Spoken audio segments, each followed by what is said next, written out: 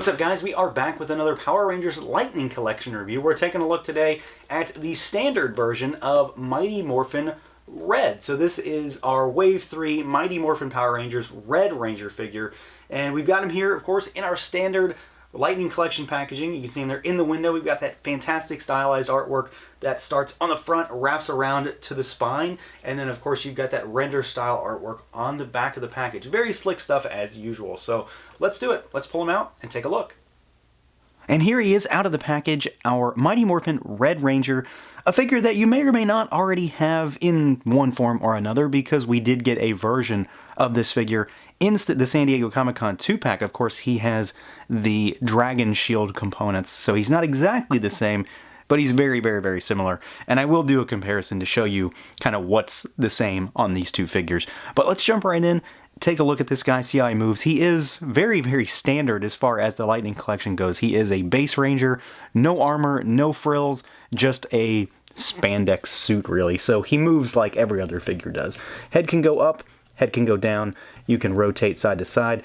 Arms go out at the shoulder, and then they rotate. You do have your butterfly joint, bicep swivel, double jointed elbows, and then you've got your hinges and rotation at those wrists. You've got your diaphragm cut, so he goes all the way around, and then you've got your crunch, so it affords a great deal of motion. I can't stress enough how good this combination of joints is. And then you can go backwards. Your legs go out, they kick forward, they kick backwards only slightly. You've got a thigh cut, you've got double jointed knees, and then you've of course got a boot cut, and you've got rocker, and you've got hinges down at those ankles. So he is, for all intents and purposes, standard for the line, but that's a good standard, so he moves really well. Now, as far as the overall look and feel, the aesthetics go, this guy is familiar, but not, because we've seen him, but we've sort of not. So this guy is the same figure that we got with the SDCC pack, with a few different changes. So he's got a different holster situation going on for his belt, and then of course he doesn't have a shield, so he doesn't have the bands on the arm. So you've got, for all intents and purposes, the first male standard MMPR figure. We of course already have Kimberly, but this is the first guy. And there is something that we definitely have to talk about, because I noticed it on my Kimberly figure, though I never reviewed her, and it's definitely prevalent here as well. There is a color difference between the arms and the legs and the torso. So the legs and arms are the same. The torso is a darker red. It might be a little bit difficult to pick up on here because of the bright lights blasting this guy, but if you have him in hand, you will definitely notice it right away. It's not huge. It's definitely more subtle than the Kimberly figure, at least for me. She was almost purple, but it's definitely something to take note of, because I'm sure we're going to see that down the road. They're definitely using some different kind of plastic in the torsos versus the limbs. It's not a huge deal, but I have to point it out.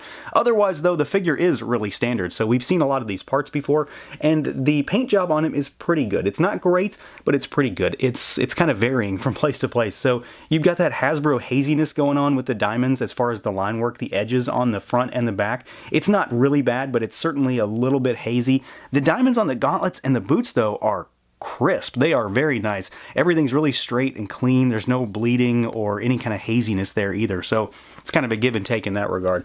The Morpher's pretty good. It's a little detail, so it's not something that I ever expect to be perfect, but they definitely have some telltale Tyrannosaurus stuff going on in there. You can see it in the Morpher, and then it's got a lot of paint detail for such a little area. So he is a really solid figure. The big thing with this guy, and your mileage may vary on whether it really bothers you or not, is that you're going to see some variance between the torso and the limbs when it comes to that plastic. But the head sculpt is one area where we've definitely seen this 100% of the way. Why would they have changed this from the SDCC set? They definitely wouldn't, and they definitely didn't. So we've got what I think is a pretty solid head sculpt here. I think the line work is nicely done. The teeth inlay on the helmet sides are really nicely done. The mouth is good, and the paints are really cleanly applied. Metallic silver really pops against the candy coating of that red, but there is maybe one thing that kind of needs to be fixed. I know it probably can't based on the cost associated with it or just the number of paint operations involved, but there should be white in the teeth on the helmet, and I imagine that's probably too much to ask for at this level of figure, but that should be white, and then the teeth should be silver. So we've got one thing that's not exact, but otherwise it looks pretty solid.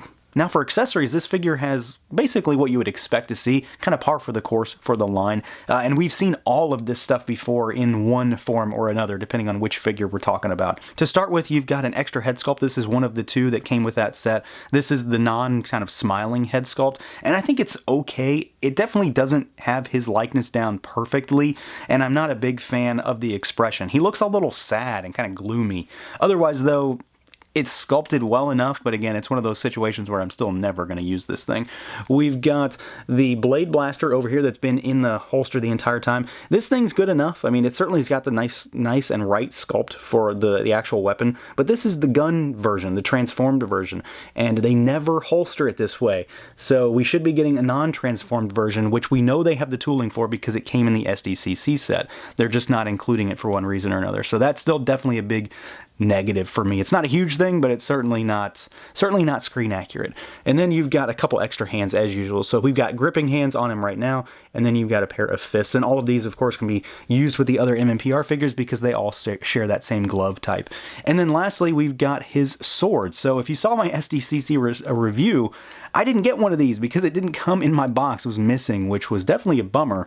So I'm finally getting around to looking at this thing, and the sculpt on it's pretty solid. I think that it looks really good. It honestly kind of rivals the figure art sword that I have been using in its place. It's certainly not that level, but it's really close. I think the sculpt is good. Paint inlay for that gold design looks really nice. You can even see the T-Rex coin in there, and then you've got the inlay that runs up the blade, which is really cool.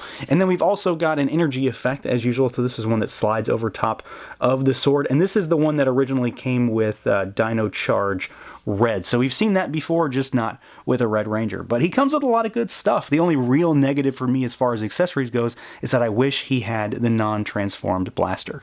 And then for comparison's sake, here is our new standard MMPR figure with our Dragon Shield Red Ranger. And there's not a lot to compare against. They're very similar while at the same time being slightly different. This is, again, the figure art sword. This is not the Hasbro sword.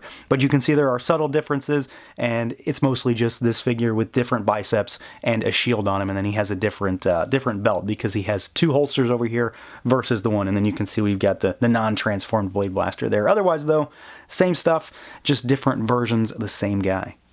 So overall, this is a solid figure. There's a few things to maybe gripe about a little bit, but nothing that's really a deal breaker by any means.